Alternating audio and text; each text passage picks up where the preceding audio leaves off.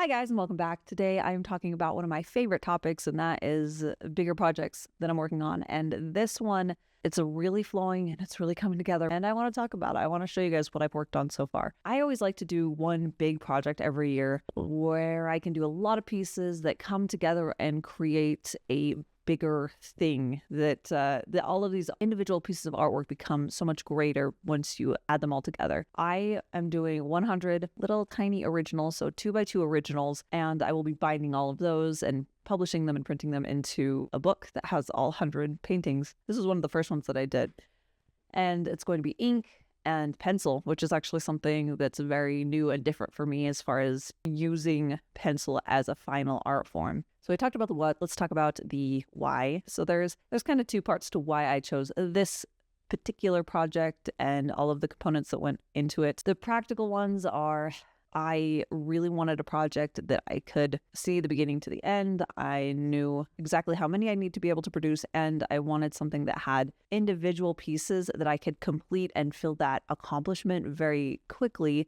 so that hopefully I would build that reinforcement of feeling like I'm succeeding at it and creating something that I'm excited and proud of, and then I can see that final result. I'm definitely someone who works really well with that achievement mindset when I can check things off the box. I really struggled this year with getting my projects done, so I knew that I needed it to be a project that I could see working well with the things that feed back and create excitement and joy for me in past projects. So that's why I'm doing these little tiny ones. But I also wanted to take part in Kickstarter's Make 100. It's basically where any component within your Kickstarter is limited to or has 100 parts.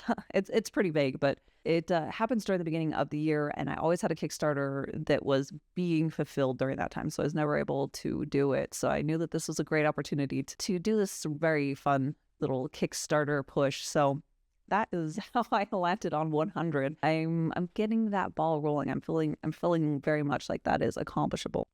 I also love the idea of creating small, affordable originals. I have very few original artworks myself. There's just something really magical about having a piece of artwork that someone else created and you can see the mark makings in person. It's something that I'm really passionate about, and I really hope to actually grow my own collection. So I wanted to do a project that I could offer these original paintings at a very small price because they're very little. So yeah, that's one of the things that I really care very deeply about, and that is appreciating and enjoying original art in a digital format.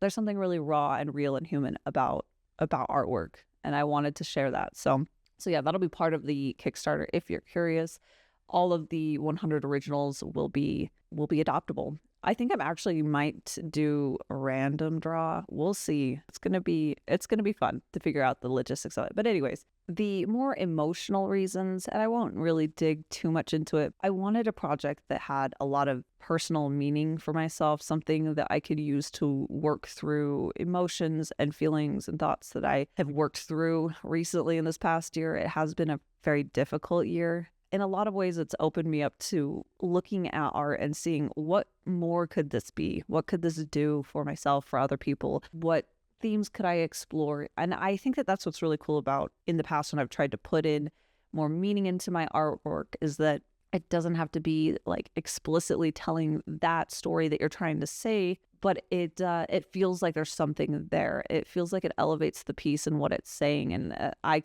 I've felt that so many times with my own work. So I wanted this one to be a large project that I could explore many different facets of working through grief and darkness and loss, and then seeing this light on the other side and watching as things can shift into a more bittersweet place. So yeah, that's kind of the core emotional things that I wanted to put into it, is that I wanted this to be a piece that helped me work through things. Hopefully it'll connect with other people. And I also wanted it to have a transformative story within the 100 pieces, which I'm really excited about. So yeah, when you look at all 100 of them in the final order, it will hopefully tell a story. You'll get something out of it. Let's talk about the how. I love this part. So the techniques that I'm using to create these pieces, I'm just really enjoying it. It's breaking me out of some past techniques that I have really heavily relied on, and I wasn't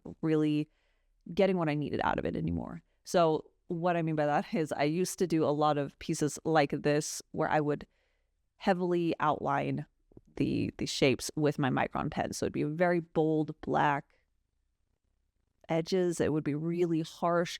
And I'd usually do that first, and then I'd do ink washes to support it. But it just had a very like set in stone from the beginning feeling to it instead of me being able to watch and develop a piece. I really want to move all my pieces in that direction where I can have a very clear way that I want it to end up looking, but I can also explore how to get some subtlety to it. That's really what I'm looking for, is subtlety.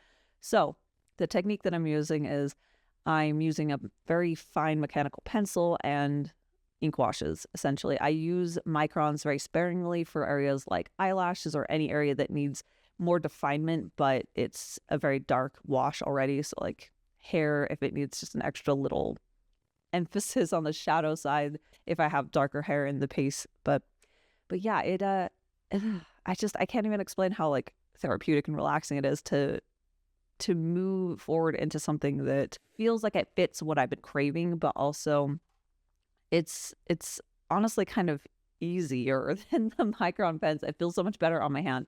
So I'll transfer it onto the watercolor paper and do just a simple line transfer. And then after that, I can spend some time reinforcing those lines, almost like a line work phase, but not quite, where I can build up lines. I can build up texture and shadow. And then that's when I tape it down. And then I start using my ink wash, which is just, it's acrylic ink. It's not India ink, it's acrylic ink that I use water with to dilute it. And then I can build up some values within the piece. And then as I do that, I also reincorporate the pencil so I can build back up those lines, and I can also let other lines recede. I think that's really the key that I've been really enjoying, is that it does allow certain areas to become very soft and a second read, and then other areas to come forward more potently. So it feels much more like I'm having a conversation with my piece and it's becoming something new, rather than like I'm coloring my own coloring page. It's kind of what it felt like before. And I love seeing like behind the scenes of how artists do things. So I just want to show you really quickly. This is my page of ideas. So I like to start each piece with either a title or a concept. That is keeping me really on track with making sure that I have the story and the mood that I wanted. That's something that I've struggled with in the past, is that I've when I've tried to do that, I'd often get off the rails with the urgency of trying to get more pieces done. So being able to write them down and then check them off when I sketch them, so that I'm working from a prompt first, is keeping everything in the proper place. And when I start working on a sketch, I have an idea, a concept. It's the right way for me to do it. I definitely prefer going in with a concept rather than just going in blind without knowing where the piece is going to go or where the sketch is going to go. And then after I'm finished with my sketches, I tape them up on my wall, and I love that. I've been really enjoying feeling like an artist, taping up all of my sketches, looking at them and filling my workspace with a bunch of rough art. But that's very helpful because while I am sitting and sketching new pieces and working off of my prompts, I can look up at the wall and get a general or a very specific look at the entire project very quickly. So I can see how many close-up portraits do I have, how many full figures, anything like that, different motifs that I'm looking for, more abstractions versus clear scenes. It allows me to get a little bit better of like a disbursement of the things that I actually want to put in this piece. So I don't end up with two outliers that I didn't intend to be on their own without any other connections. It helps me make sure that everything is connected the way that I want it to be. And it goes a lot faster and easier when I can look up and I can immediately get inspiration from the project and clarity, and I can start moving on the sketch. So definitely going to use this kind of technique more in the future, taping things to my wall so I can look at them. I will be finishing this project the last week of January. That's the deadline to be able to take part of Make 100 over on Kickstarter. So I'll be running it on Kickstarter. That's where you can get the originals, the book, any other extra art goodies that I'll be including. I'm really, I'm feeling really good about that actually, about reaching the completed goal of having all 100 originals done by the time the Kickstarter launches at the end of January. So currently I think it's 60 something sketches, and then I have 13 completed and about the same that's been transferred. The sketches are by far the most time consuming, and then finalizing them is so relaxing and relatively quick. So yeah, I have the bulk of the more difficult work done, which feels really exciting. So yes, I cannot wait to put this out to the world to show you guys the collection of originals that I've created. I have created a landing page for this project for Kickstarter in the description below. So if you'd like to click that link and head over there, you can be notified as soon as it launches, and that way you can jump on and get yourself an original and see updates for that project, watch as it grows. Hopefully, I feel really like I'm getting back to myself as far as making projects and making art. It feels really good doing this project and feeling it come together and watching that magic as little individual pieces become this bigger, greater thing and tells a bigger, greater story. It just feels good. I feel really good about it. And that's about it for today. But just one more reminder, there's that link in the description that'll take you to my Silver Tiers Kickstarter landing page. You can be notified. And thank you guys so much for chatting with me about my new project. And thank you to all my patrons. And that is it for today. So thank you for hanging out with me. I can't wait to talk about other things that I'm working on or more of this project as we work through it. So stay tuned for more art videos, and I'll see you guys next time.